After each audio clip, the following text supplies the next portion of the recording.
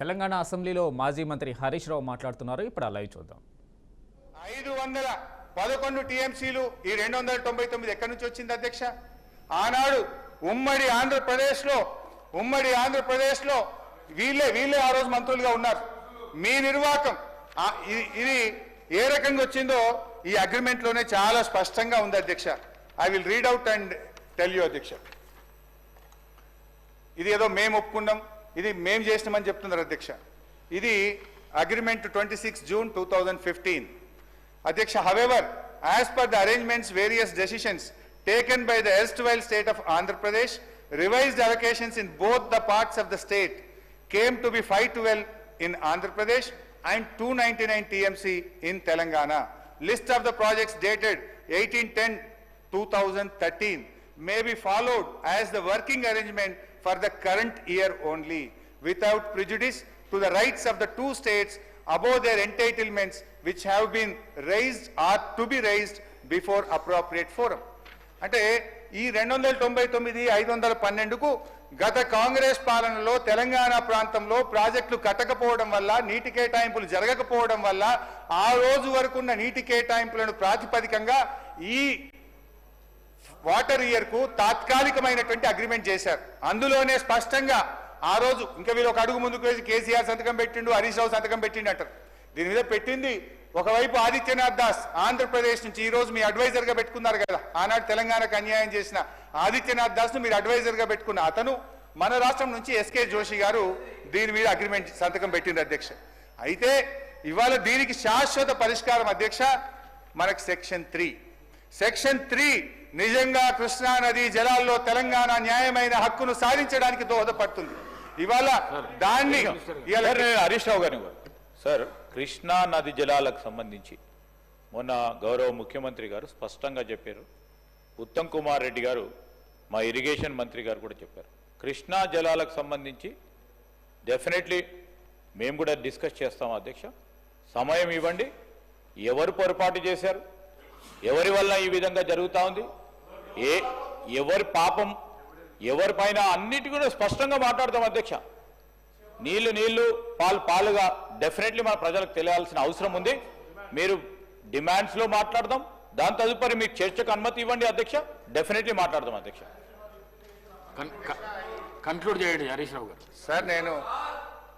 Sir నేను కేవలం 45 నిమిషాలే మాట్లాడిన అధ్యక్ష. నాకు ఇంకొక మినిమం 45 మినిట్స్ కావాలి అధ్యక్ష. Kindly please sir. అధ్యక్ష, గౌరవనీయులు శ్రీధర్ బాబు గారి ప్రతిపాదన ఐ వెల్కమ్ సార్, నేను అంగీకరిస్తున్నా. దయచేసి ఈ బడ్జెట్లోనే కృష్ణా నదీ జలాలపైన ఒకరోజు చర్చ పెట్టండి. పాలేందో నీళ్ళేందో ఈ రాష్ట్ర ప్రజలకు తెలవాలి. ఎందుకంటే మీ నిర్వాహకం వల్ల ఈ సంవత్సరం 34% వాడుకోవాల్సిన నీళ్లు 24% వాడుకోవడం వల్ల నల్లగొండ, ఖమ్మం, మహబూబ్ నగర్ జిల్లాలో ఇలా ఎట్లా పంటలు ఎండిపోతున్నాయో, ఈ ప్రభుత్వం నీటిని రాబట్టడంలో ఎట్లా ఫెయిల్ అయిందో డిస్కస్ చేద్దాం అధ్యక్ష. ఈ సెషన్ లో దయచేసి ఎల్ఏ మినిస్టర్ గారు ఈ సబ్జెక్ట్ ను డిస్కషన్ పెట్టాలని కూడా నేను మీ ద్వారా కోరుతున్నాను అధ్యక్ష. అయితే సెక్షన్ 3లో ఒకటే మాట చెప్పి ముగిస్తా. ఈ వాటర్ విషయంలో సెక్షన్ 3 అనేది తెలంగాణకు ఒక వరం అధ్యక్ష. దాన్ని ఇవాళ బీఆర్ఎస్ ప్రభుత్వం సాధించింది. ట్రిబ్యునల్ ముందు వాదనలు జరుగుతూ ఉన్నాయి. మీరు మంచి న్యాయవాదులను పెట్టండి, వాదనలు వినిపించండి, తెలంగాణకు న్యాయబద్ధమైనటువంటి వాటా 575 టీఎంసీలు రాబట్టండి అని చెప్పి కోరుతున్నాను అధ్యక్ష. ఇకపోతే అధ్యక్ష, విద్య గురుకులాలు ఈ రాష్ట్రంలో ఏ రకంగా జరుగుతుందో కూడా ఒకసారి బడ్జెట్లో వారు పెట్టిన లెక్కలు, ఏడాది పాలనలో ఏం జరిగిందో కూడా ఒకసారి చూడాలి అధ్యక్ష. రాష్ట్రంలో 15 నెలల కాంగ్రెస్ పాలన వల్ల ఒక్కొక్క వ్యవస్థ దారుణంగా విధ్వంసం అవుతా ఉంది అధ్యక్ష. వ్యవసాయ విధ్వంసం వల్ల రైతులు ఆత్మహత్యలు చేసుకుంటున్నారు.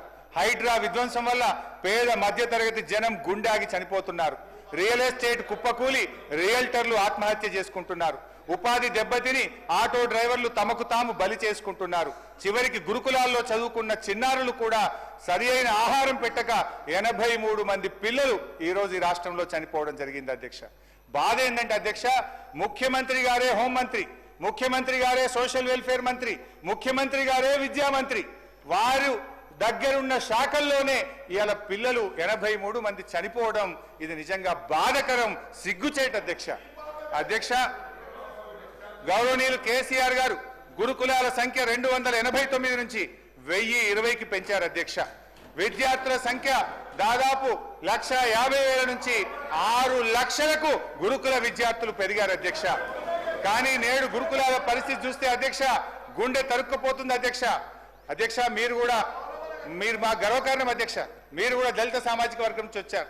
నేను కూడా ప్రతి సంవత్సరం నూతన సంవత్సరానికి 31 డిసెంబర్ ఒక ఎస్సీ హాస్టల్లో పోయి పిల్లలతో కేక్ కట్ చేసి పిల్లలతో భోజనం చేసి ఆ పిల్లలతో పడుకోవడం నాకు అలవాటుగా చేసుకున్న అధ్యక్ష. నూతన సంవత్సర వేడుకలు ఒక ఎస్సీ హాస్టల్లో ఒక బీసీ హాస్టల్లో ఒక 15 ఏళ్లు జరుపుకున్నవాడిని అధ్యక్ష. కానీ అధ్యక్ష ఈ రోజు ఆ గురుకులాల్లో తిండి లేక పిల్లలు పడుతున్న బాధ, ఆ పిల్లలకు మెస్ ఛార్జీలు చెప్పడమేమో గ్రీన్ ఛానల్, కానీ నిధులు విడుదల అయితలేవు. ఈ రోజు కూడా హాస్టల్ బిల్లులు పెండింగ్ లో ఉన్నాయి. I charge this government. మాటల్లో గ్రీన్ ఛానల్, బట్ విడుదలలో మాత్రం ఎస్సీ ఎస్టీ బీసీ హాస్టళ్లకు కూడా ఈ రోజు నిధులు విడుదల గాక పిల్లలకు సరి అయిన భోజనం అందడం లేదు అధ్యక్ష.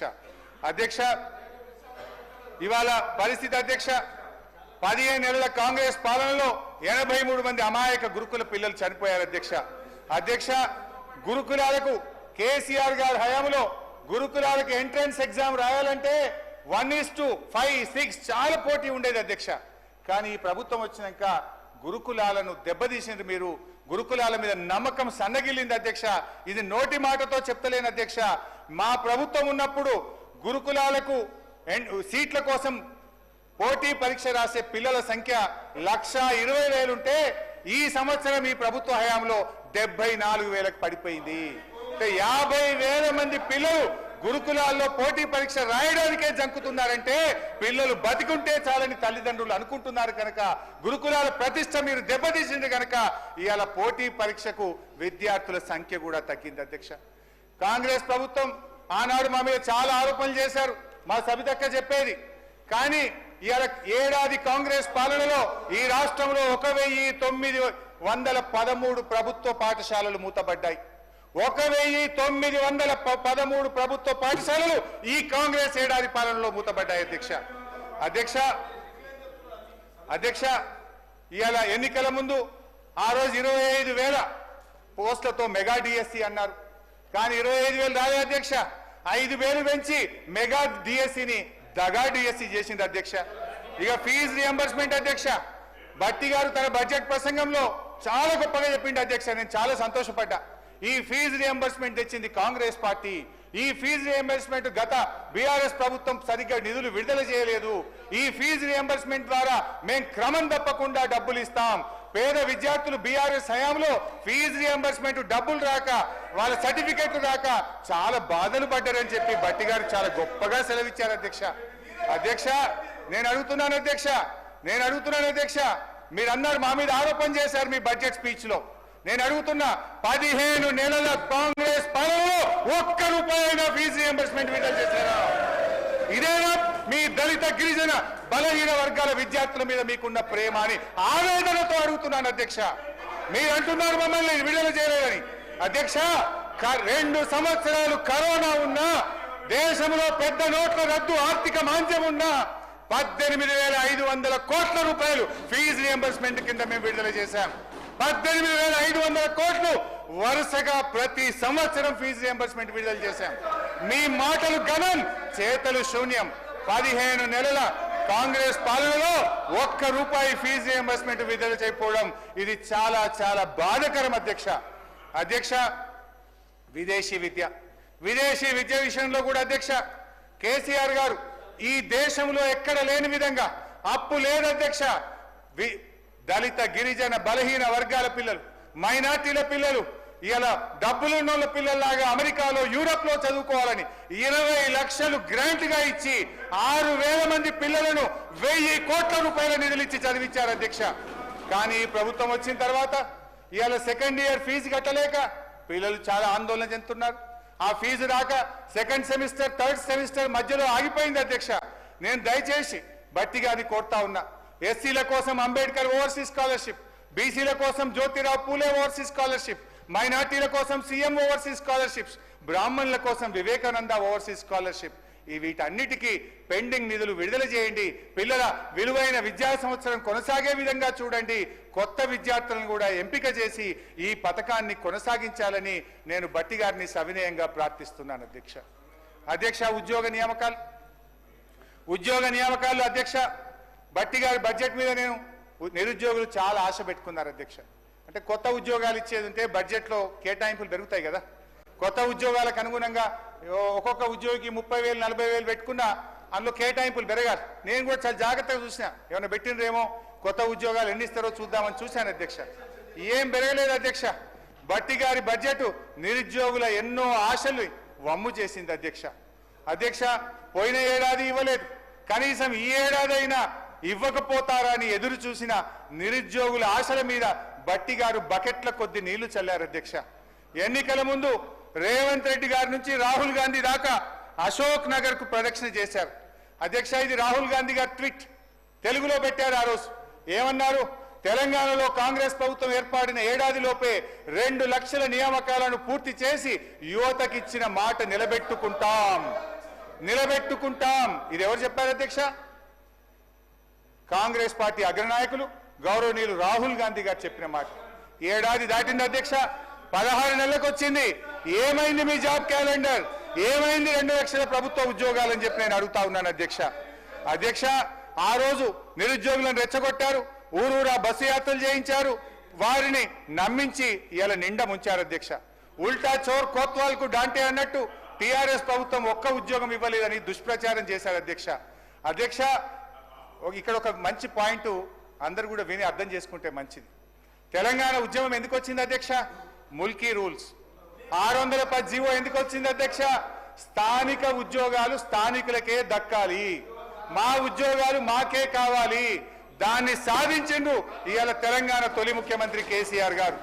అందుకోసం ఎందుకంటే ఆ రోజు ఏముండే అధ్యక్ష అంటే గ్రూప్ 1లో 60 లోకల్ 40 నాన్ లోకల్, గ్రూప్ 2లో 70 లోకల్ 30 నాన్ లోకల్, గ్రూప్ 4లో 80 లోకల్ 20 నాన్ లోకల్ ఉండే.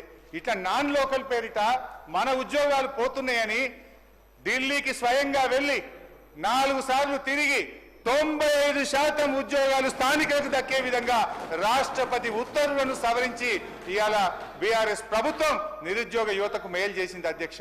ఇవాళ అటెండర్ నుంచి ఆర్డీఓ ఉద్యోగం దాకా 95% స్థానికులకు దక్కే విధంగా బీఆర్ఎస్ రాష్ట్రపతి ఉత్తర్వులను సాధించింది అధ్యక్ష. బీఆర్ఎస్ ఏడాది పాలనలో 1,62,000 ఉద్యోగాలు ఇచ్చింది అధ్యక్ష బీఆర్ఎస్. ఈ మాటకు మేము కట్టుబడి ఉన్నాం. ఇవాళ ఒక్క ఉద్యోగం ఇవ్వలేదనే మీ తప్పుడు విష ప్రచారాన్ని మానుకోండి. 1,62,000 ఉద్యోగాలు బీఆర్ఎస్ ప్రభుత్వం ఇచ్చింది. ఇవాళ అబద్ధమే మీ ఆత్మ, అబద్ధమే మీ పరమాత్మ లాగా పదే మా మీద బురద జల్లుతున్నారు అధ్యక్ష. జాబ్ క్యాలెండర్ సంగతి తెలిసిగా ఇవాళ మీరు 57,000 ఉద్యోగాలు ఇచ్చామని చెప్తున్నారు. నేను జాబ్ క్యాలెండర్ కూడా నా దగ్గర ఉంది కానీ టైం లేదని చదువుతలేను. దాంట్లో టైం మళ్ళీ నెక్స్ట్ డిస్కషన్ లో చెప్తా. 57,000 ఉద్యోగాలు ఇచ్చామని చెప్పారు అధ్యక్ష. ఎంత అబద్ధం అధ్యక్ష. ఈ 57,000 ఉద్యోగాల్లో ఉదాహరణకు అర్థం కావడానికి ఒక్క మాట చెప్తా అధ్యక్ష, ఒక్క మాట చెప్తా అధ్యక్ష. ఉదాహరణకు కానిస్టేబుల్ యొక్క నియామక ప్రక్రియ చూద్దాం అధ్యక్ష. 17,516 కానిస్టేబుల్ ఉద్యోగులకు ఎప్పుడు నోటిఫికేషన్ ఇచ్చాం అధ్యక్ష? ఏప్రిల్ 25, 2022 నోటిఫికేషన్ ఇచ్చాం. ఆగస్టు 28, 2022 ప్రిలిమినరీ టెస్ట్ పెట్టాం. డిసెంబర్ 8, 2002 ఫిజికల్ టెస్ట్ పెట్టాం. ఏప్రిల్ 23, 2023 ఫైనల్ రిటర్న్ టెస్ట్ కూడా మేమే పెట్టాం అధ్యక్ష. సెలక్షన్ లిస్ట్ కూడా అక్టోబర్ 4, 2023 నాడు ఇచ్చాం. ఎన్నికల కోడ్తో నియామక పత్రాలు ఇవ్వకపోతే మీ ప్రభుత్వం వచ్చినాక నియామక పత్రాలు ఇచ్చి మేమే అంతా చేశామని చెప్తున్నారు అధ్యక్ష. నియామక పత్రాలు ఇచ్చి ప్రచారం చేసుకున్నది ఎవరు అధ్యక్ష?